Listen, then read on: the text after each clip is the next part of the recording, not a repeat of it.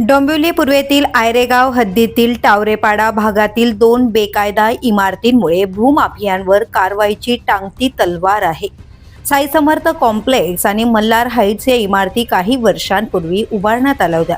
आता पालिकेच्या ग प्रभागाने मल्हार हाईट्सच्या उभारणी प्रकरणी MMRTP अंतर्गत गुन्हा दाखल केला असून पुढील तपासासाठी रामनगर पोलीस ठाण्याच्या वरिष्ठ अधिकाऱ्यांना पत्र देण्यात आलंय.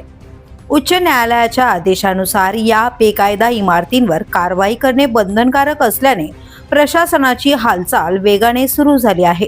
साई समर्थ कॉम्प्लेक्स ही 65 महारेरा बेकायदा इमारत प्रकरणातील इमारत असून न्यायालयाने ती जमीनदोस्त करण्याचे आदेश दिले आहेत.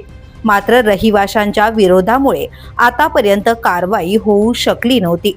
दरम्यान याच प्रकरणी अवमान याचिका दाखल झाल्याने पालिकेवर दबाव वाढला आहे. मल्हार हाईट्स प्रकरणात संबंधित विकासक आणि करारनामे करणाऱ्यांना चौकशीसाठी पाचारण करण्याची मागणी करण्यात आली आहे. या सर्व घडामोडींमुळे एकूण 9 भूमाफिया अडचणीत येण्याची शक्यता व्यक्त केली जाते.